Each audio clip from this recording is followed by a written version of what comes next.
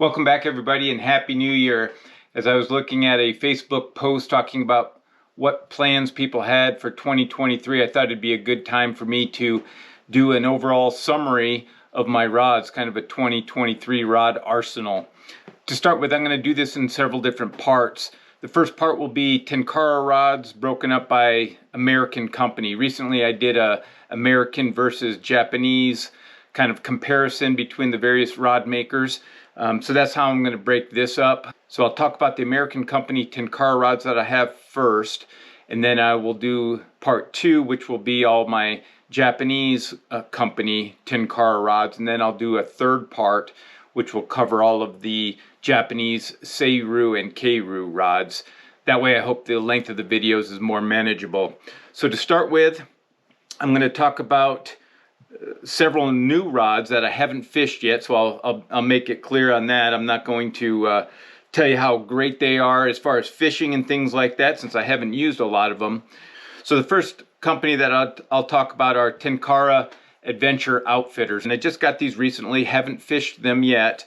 I've seen some reviews and watched some videos specifically of Tom Davis at Teton Tenkara going over some of these rods, and kind of piqued my interest. Obviously, I've bought and fished a lot of American-made rods fairly recently, or the second half of this summer. A lot of folks aren't willing or not familiar enough or just not comfortable ordering rods from Japan, especially now that Tenkara Bum is retiring. So I thought it'd be useful for me to get familiar with more of the American company rods. So the first one in the lineup here is the Bad Axe. So I had seen a post originally about like a March Madness sort of vote on your favorite Tenkara rods. This was one of the rods in it that I hadn't heard of, and it went pretty far in this contest, so a lot of people liked it. So I thought it'd be a good one to start out with. It's a 2-position rod, and it goes from 9'10" to 11 foot 5 inches. And one of the things when I read the article from Tom, or the review from Tom, is that he said it didn't have, at the time, didn't have O-rings on the butt cap that seated the extension piece. But they do now. I'm assuming that's a change, not sure when it happened. What attracted me to these rods, aside from watching some of the videos and people's opinions on them, is I really dig the OD green color. Not sure why, just my military background, but very simple, very clean, matte finish, and I actually really like it. The Bad Axe also has a kind of a friction tape there, so kind of keeps it in place and firmly held as well, in addition to the O-rings on the butt cap. The one thing about all three of these TAO rods is the tip does not go through the second piece, so can't be completely disassembled. Something to be aware of if you're one, like me, I like to take my rods apart, but not a deal breaker as far as that goes. Now, these rods as a whole are very economical. I got these on sale recently for one thing, but even at full price, they're very reasonably priced, anywhere from $100 to $20 or $30 more than that. And so with the sale price, I just couldn't pass it up. So I bought all three at the same time. So that's the first one, is the Bad Axe. The other thing I'll say about these in general, these three rods that I have, is they're fairly stiff for their lengths. So the Bad Axe, for example, is 20 pennies at its shorter length and 23 at the longer length. And so for, an 11 and a half foot rod, 23 pennies is fairly stiff, which tells me they're probably pretty capable rods. Something else to keep in mind, if you like soft rods, these may not be the best choice for you. Now, all of these actually say 6'4" medium flex on them, so take that for what it's worth. Every manufacturer rates them a little bit differently, as we'll see with some of the other rod manufacturers. So the second rod is the Scout. So this is a 10.5 foot rod. I really enjoy that length of rod. I recently did some videos on comparing small stream rods, and I was using 11 foot rods for that. So I really like this 10.5 foot length. This particular one, I don't have a penny rating for. I couldn't find it anywhere. It is about 2.1 ounces, so it's very light for its length. I should have mentioned the Bad Axe is 3 ounces, so a little heavier in that 11.5-foot range, but very manageable. That's the Scout. Not much to say about it. It's a single position rod, but I am looking forward to it. It feels about the same stiffness as the Bad Axe and this third one, which is the UNC. So this is a little 8.5-foot rod, very light, about 2 ounces, slender handle. Now this UNC is 18 pennies, so for an 8.5-foot rod, 18 pennies is pretty stiff. So again, if you're throwing bead heads, great, or if you're using a little bit heavier line or a furled line, it would work very well with this rod based on that penny rating, and the rod flex index is going to be fairly high, being a short rod. But it feels very good in hand, and I know from Tom's review of the rod, both in the video and the write-up, he thinks it'd be a very capable rod, a small stream rod as well. So in general, these 3 rods, I would say, if I was to summarize it, they're fairly stiff in that 18 to 23 penny range for their lengths, 8.5, 10.5, and the longer length on the Bad Axe is 11.5. But they're economical rods. They're not going to set you back very much money, and I actually like the olive drab finish. So I'm excited to use these, and hopefully I'll get a chance real soon and be able to do a more thorough review on them. The next maker of rods that I'll talk about are Dragontail rods, and I've done several videos. I've had these rods longer, fished for them with most of them for much of the summer, and I've done a lot of videos. I did one choosing a Dragontail rod, so I won't spend a ton of time on them.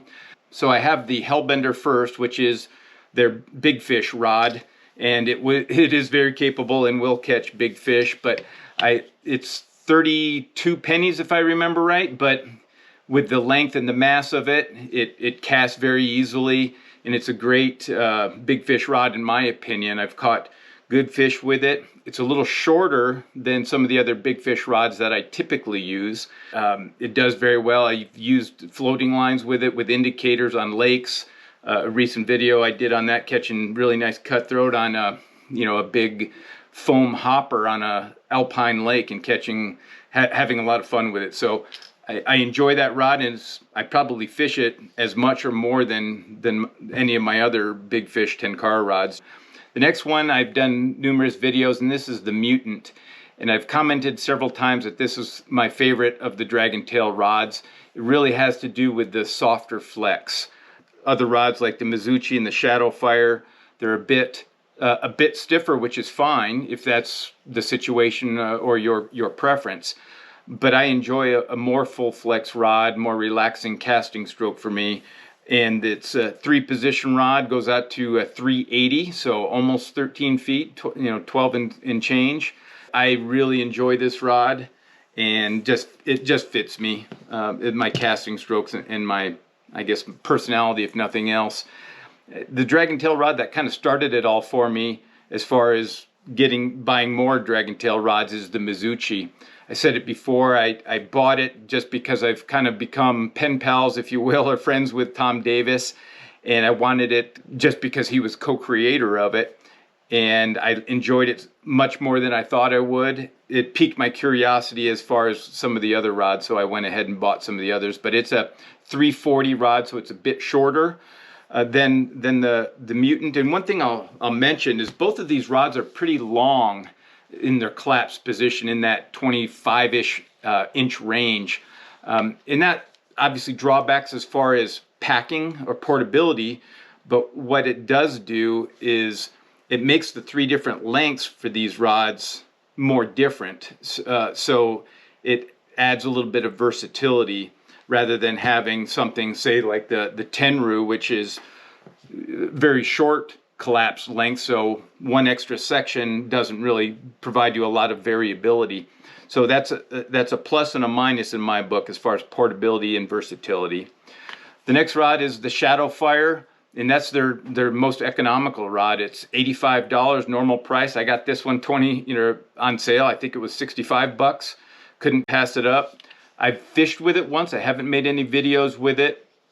But to me, this, as I said in the choosing a Dragontail rod, This is kind of like the 9'5" weight for those that are familiar with conventional rod and reel nomenclature. It's kind of a good all-round rod. Doesn't cost much. It can throw unweighted flies. It can handle bead heads and things like that, and heavier lines at 20 pennies. So a good all-around rod, and one of the first rods that I always recommend to people that are just getting into it and not wanting to spend a lot of money and not sure if they'll like it, or not sure what sort of rod they will need in the future. That's kind of a really good starting point. I should have mentioned also the Shadowfire is a 365, so in that 12-foot range. The next one is the Kaida. So this is their pack rod, much shorter, 18 inches as opposed to the 25 inches. So it packs really well. I enjoy it. It's kind of the flex is in between the stiffer Mizuchi and Shadowfire, but not as soft as the Mutant when you look at rod flex index and penny ratings and all that. So it's a little more comfortable and enjoyable for me to fish and to cast. It's a 2-position rod, but I've done a few videos with it. Haven't caught anything of size really. I've caught a bunch of little brookies and things like that, but it's a really fun rod, and I'm looking forward to doing a lot more with it. So the last rod in the Dragontail lineup that I have is the Foxfire, and I chose the blue. I like blue. So it's a 3-position rod. I did a video of it recently called Foxfire Freeway Fishing, where I caught a lot of little fish and a couple nice, decent modest fish. Really the thing with this one, I guess the claim to fame is it's, kind of a hybrid fiberglass and graphite in different sections. So it is castable at short lengths. At this longest length, I've said it before in the Choosing a Dragontail video, that it's very soft at its longer length. So for some people that's a turnoff. For me it isn't. I already said I like full flex rods, so I enjoy the flex profile at the longer length, but it's not going to give you the control and the capability to catch really big fish with it. But it's a very, very fun rod. It's not super light for its size just because of the fiberglass in it, but most of the Dragontail rods in general are in that 2.5 to 2.9 ounces. The Hellbender being the one exception. It's a couple tenths heavier than that. But overall, the Dragontail line of rods is affordable and high quality, and I've really enjoyed them, and it's kind of piqued my interest and kind of why I've branched out a little bit, kind of sampling some of the other American companies as well.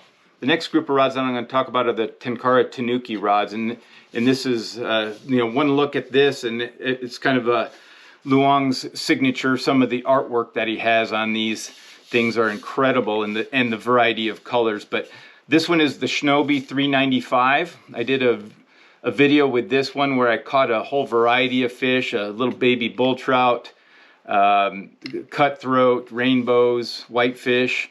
But I really like this rod. He designed it more toward tactical nymphing, tight lining, European style nymphing, whatever you want to call it, but with a corkless handle, all carbon fiber down to the grip. You get a lot of sensitivity with it. It's a very capable rod. It's in the low 20s as far as penny ratings go, and it's just a really fun rod. If I'm going to go somewhere where I know I'm going to do a lot of tactical nymphing, opportunity for a big fish, this is the rod that I enjoy fishing the most. It's beautiful, it's colorful, the design on the handle I really like, and I'm very comfortable fishing with rods that don't have cork on them. So that's a very fun rod. And the one thing I would say with the Tanuki rods, and I mentioned this in my American versus Japanese video, the Tanuki rods in general cost more. They're going to be lighter than, say, the comparable Dragontail or the Wasatch Tenkara rods that I'm going to talk about. But Luong is kind of a one-man band. He does a lot of engineering. He does, small batch stuff. He does, very colorful, very creative colors. He really pushes the limit on the materials that he uses. and it shows in the quality and the performance, but it also shows in the price. So keep that in mind. Some of these rods are, like the Shinobi, are over $400 compared to some of the Dragontail, which are, you know, 160. I think is the most expensive one in the Foxfire. So the next one, and I haven't done a video with this one yet, but this is the Ninja 2. And so it's a 350 rod, so it's a little under 12 feet. I've only fished with it once, and I really like this rod. Again, this is one of his less colorful ones, so it's been around a little bit, but this is his second version where he did some tweaks to it. It is a great casting rod. As I said in the other video of American versus Japanese rods, Tom Davis kind of supports this theory that his rods for an American-owned company are kind of as close as you can get with some of the rods to Japanese really feel and performance of the rods. The other rod makers have their place. None of the Tanuki rods that I have, with one exception, are multi-position rods. These are all fixed position rods, so one length.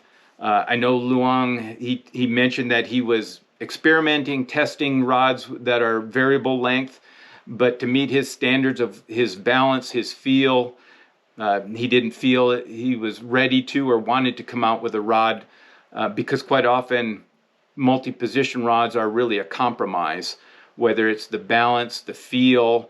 A lot of people like rods at the shorter lengths because they're not as tip heavy, yet they like the longer reach.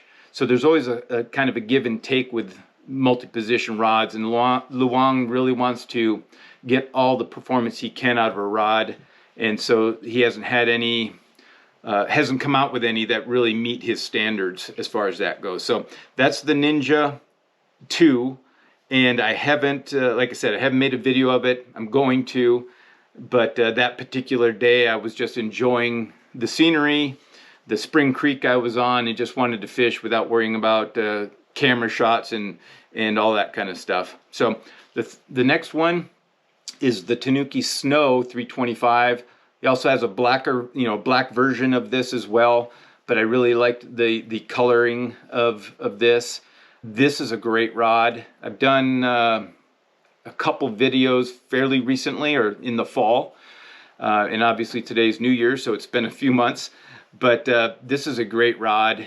This is a perfect example of what I was talking about with if you were to fish this side by side with some of the Japanese rods and, you know, didn't have the color or the name on it, you could mistake it for a Japanese rod as far as performance goes. It really is that good. He makes very, very high quality, high performing rods, very lightweight. The balance is spot on. So just great rods from that perspective. The next one I'll talk about is his Pocket Ninja. Now this is the black-orange version. It's the mislabeled 335 11 foot, because it's not. It's about 320, about 10.5 feet. And his newer versions are actually labeled properly.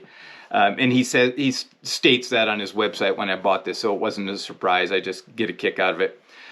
So this is a roughly 10.5 foot rod as well, but obviously extremely portable.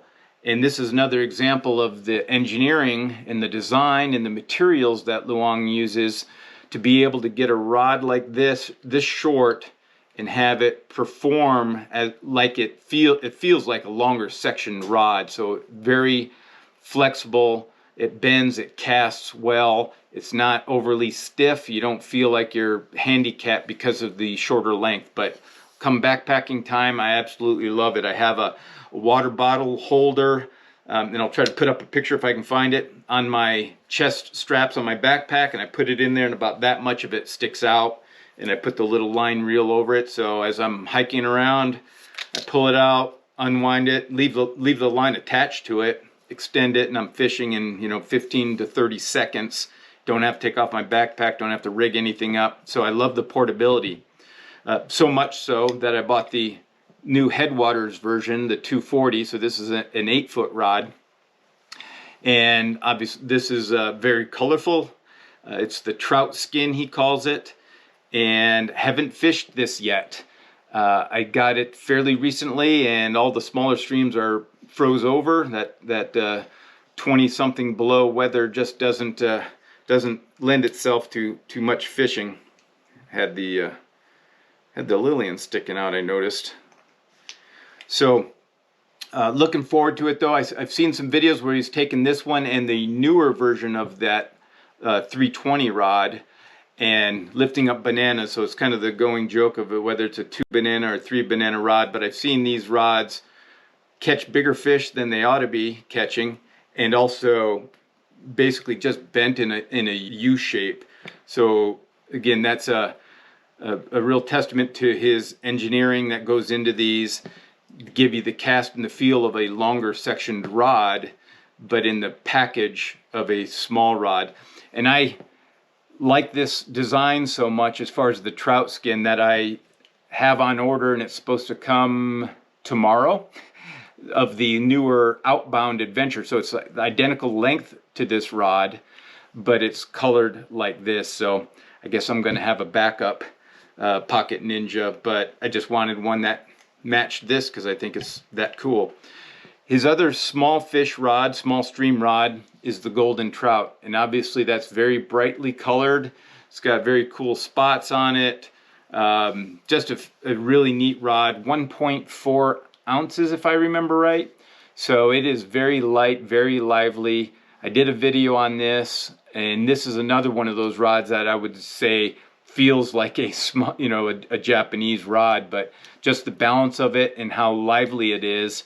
But he's done some videos on Facebook where he's talked about, the difference in between these two rods being the same, roughly the same length. This is a 2-position rod, so 6.5 and 8 feet, if I remember right. Almost 8 feet, 7'10". Yeah, 6'6" and 7'10". So it's longer length. It's about the length of this Headwaters rod, but he designed them. He wanted this wider, thicker rod to flex like this smaller, thinner rod. And so he spent a lot of time talking about them. But again, some of the engineering and the technical aspects that go into his rods. So they're all colorful. They're all a little bit more expensive. They're all a bit lighter, but they perform exceedingly well, in my opinion. The last American manufacturer that I'll talk about are the Wasatch Tenkara rods that I alluded to a little bit earlier. And I have to say, I have not fished a one of these yet. So as I mentioned before, to get myself familiar with some of the American rods, I wanted to try out a few of these, and I ended up talking to Ruben, great guy, and all the owners are. Luong, I can text him, he'll text me back, very responsive, loves to talk rods, he's loves fishing, and he's just a rod nerd, and it's enjoyable to talk to him. But Ruben's kind of a different character. His story, I guess, claim to fame is making rods that he feels are as close to unbreakable as you can get. And he's done pretty well. I have seen, including today, I saw a video of one of his smaller rods, and I'll mention the sharpshooter, catching a steelhead. Now, it's not a 10-pound steelhead, but it's a steelhead, and it's a big, it's a good-sized steelhead. And you're talking a tiny rod that's 9 feet and very lightweight. So these are very capable rods. I've watched videos of the first rod that I'll talk about, and this is best name ever, Rodzilla. So it's a beast. It's thick, it's heavy, 7.9 ounces, I want to say. It comes in an 8.2 flex profile. It's a 2-position rod that is 16 and 17 and a half. I was getting it mixed up with one of the others. So 16 and 17 and a half feet. Big handle, beefy. Watched a lot of carp videos with this. Not sure what I'll use it for besides carp, which I've never caught a carp. I've tried a couple times, but I'm going to. And when I have plans to go up to Alaska or to reservoirs around here and catch more warm water species, or heaven forbid I'm somewhere where I can catch steelhead, not here in Montana, this will get a workout. but it's extremely capable. Yeah, I've made the joke with Ruben, I could probably catch small Volkswagens with it that are driving by, but really looking forward to it.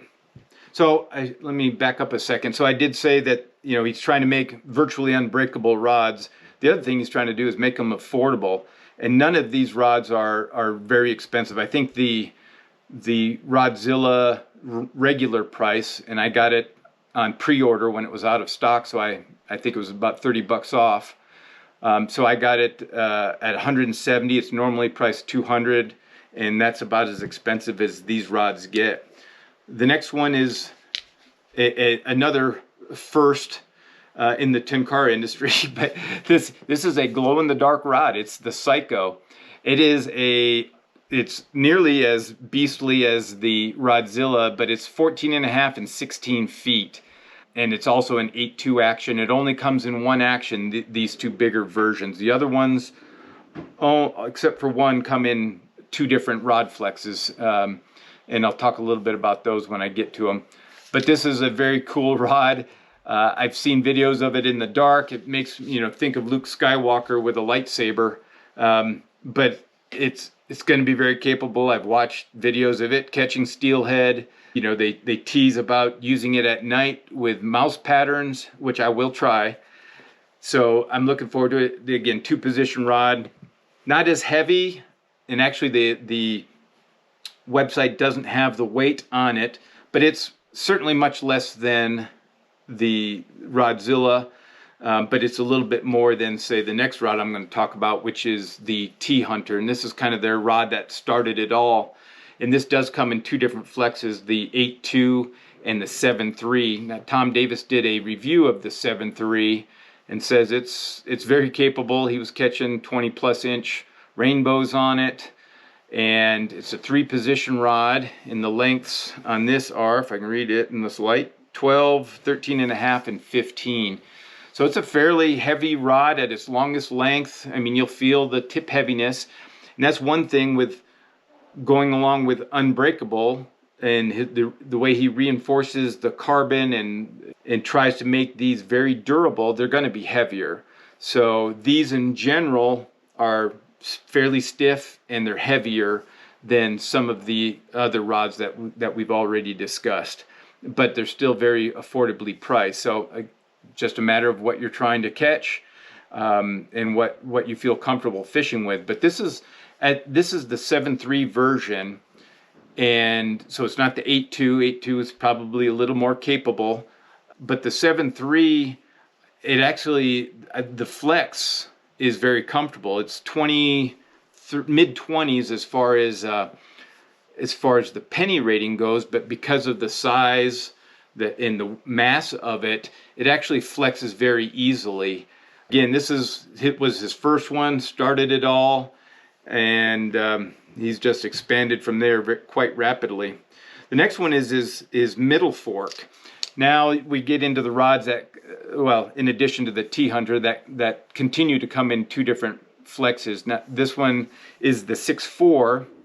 He also has a 7.3, and I have seen the 7.3 rod catch steelhead, but like I stated earlier, I kind of like a little softer flex. And reading, I think the way he rates some of his rods at 7.3, like the Sharpshooter, which is a couple of rods from now, I'll discuss that one.